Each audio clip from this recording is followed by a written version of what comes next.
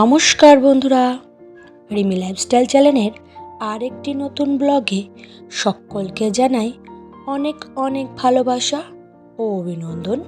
আশা করি দূরে কাছে যে যেখান থেকে দেখছো সকলে ভালো আছো, আর তোমাদের ভালোবাসায় আমিও খুব ভালো আছি। আসলে বন্ধুরা, আজকের ভিডিওটা শুরু করলাম ফুল গাছের থেকেই। এত রোদ্দুর পড়ছে ফুল গাছগুলোতে যে শুকিয়ে যাবে, তাই একটু সকাল সকাল ফুল গাছগুলোকে একটু ঠান্ডায় নিয়ে যাচ্ছি, মানে বলতে পারো ছাওয়ায়। কারণ ছাওয়ায় না নিয়ে গেলে ফুল গাছগুলো পুরো একদম কেমন হয়ে যাবে। তাই যতটুকুনি জায়গা ছিল সেই জায়গায় ফাঁকে ফাঁকে টবগুলোকে বসিয়ে দিলাম। সবগুলো থেকে নেওয়া সম্ভব না, কারণ আর জায়গা নেই। যতটুক জায়গা ছিল সেইটুকুনি ফাঁকার মধ্যেই রাখলাম সব ফুল গাছগুলো, আর বাকি যেগুলো নিতে পারিনি ওগুলোকে একটু জল দিয়ে দিয়েছি। তার আগে একজন দিয়েছে, তাও আমি আবার একটু দিয়ে যাচ্ছি। এত রোদ্দুরের তাপ কি আর বলবো, সকালবেলা দেখে মনে হচ্ছে যেন দুপুর গড়িয়ে আর বেলা হয়ে গেছে, এতটাই রোদ্দুরের তাপ। যাই হোক, ঘরে এসে লুচি আর একটুখানি আলুর তরকারি করব আজকে সকালে। তাই একটু শখ করেই বলতে পারো করা হচ্ছে, কারণ বেশি একটা দিন সকালবেলা করা হয় না। আজকে সকালে শুক্রবার দিন, তাই সকালের ব্যাচটায় আজকে ওরা কেউ আসেনি। বিকালে মানে সকালে যাদের পড়া তারা বিকালেই আসবে, তাই সকালবেলা যেহেতু হাতে টাইম আছে তার জন্য একটু লুচি আর তরকারি করে ফেলছি। আবার ওদিকে ছাদে গেছিলাম কতগুলো ঝুড়ি দড়িগুলো মেলে দিতে, কারণ সত্যি কথা বলতে ঝুড়িগুলো আমাদের খুব কাজে লাগে, আর বাড়িতে যখন তখন মাছ ধরে, তাই ঝুড়িগুলো খুব কাজে।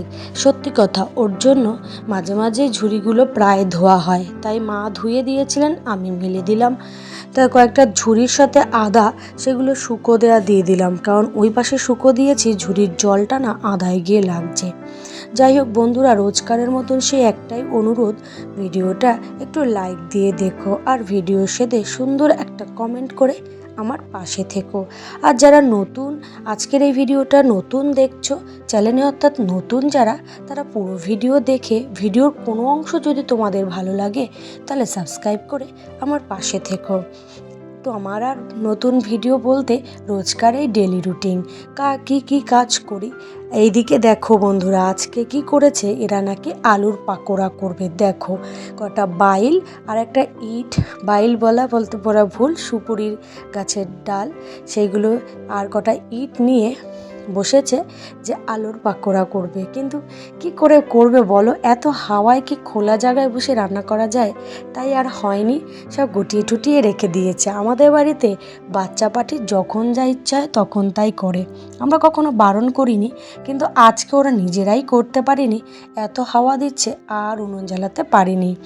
যাই হোক, ঘরে প্রচণ্ড কাজ, ওখানে দাঁড়িয়ে না থেকে চলে এসেছি ঘরের বিছনাটাকে আগে গুছিয়ে নিয়েছি বন্ধুরা, কারণ মেশিনে দুদিন ধরে প্রচণ্ড কাজের চাপ, কাজ করে আমি আর পারছি না, মানে একই মাল করেই চলেছি, তার জন্য আর সময় হয়ে উঠছে না। যাই হোক, ঘরের কাজগুলো তাড়াতাড়ি করে সেরে ফেলতে হবে, তাই বিছনাটাকে আগে গুছাই আমি রোজকারের মতন, কারণ এই বাইরের দিকে থাকে তো, এটা হচ্ছে বাইরের ঘর আমার, আর ভেতরের ঘরে আমি কাজ করি। বাইরের ঘরটাতে আসলে আলো পড়ে না, ওখানে লাইট জ্বালিয়ে, দিনের বেলায়ও লাইট জ্বালিয়ে করতে হয়, রাতের বেলায়ও লাইট জ্বালিয়ে করতে হয়, একটু অন্ধকার ঘর, তার জন্য লাইট ছাড়া কোনো কাজই করতে পারি না, তাই লাইটটা জ্বালিয়ে নিয়ে মোট কথা তারপরেই কাজ করি। আর এদিকে হচ্ছে গিয়ে আগে তাড়াতাড়ি ওই ঘরটাকে পরিষ্কার পরিচ্ছন্ন করে রেখে এসে চলে গেছি ছাদে। কতগুলো কাচা, আর কি বলবো, একদিন না কাচলেই মানে যেন পাহাড় বেনে যায়। কি করব, এই কাজের চাপে, মেশিনের মালের চাপে কয়েকদিন কাচাই হচ্ছে না, তার জন্য আজকে যতগুলো মানে পেরেছি, মানে মালটা হয়ে যাওয়ার পর একটু ফাঁকা ছিলাম, তাড়াতাড়ি করে হচ্ছে গিয়ে কেচে দিয়েছি। বন্ধুরা, সত্যি কথা বলতে মেয়েরা কিন্তু সময়ের সঙ্গে সঙ্গে ঠিক শিখে যায় কোন পরিস্থিতিতে কিভাবে কাজ করতে হয়। আমি কিন্তু এত শত পারতাম না, আমি একটা সময় বলতে পারো আলু ভাজাটা ভাজতে গেলেও নুনটা লোকের কাছে জিজ্ঞাসা করতে হতো, কিন্তু এখন দেখো পরিস্থিতি আমাকে সব শিখিয়ে দিয়েছে, সমস্ত পরিস্থিতির মোকাবেলা করতে কিন্তু আমি শিখে গেছি। পরিস্থিতি যেমনই হোক না কেন, সমস্ত ব্যস্ততা যেমনই থাকুক না কেন, আমি কিন্তু আমার কাজগুলো সঠিক সময়ের মধ্যে শেষ করতে পারি।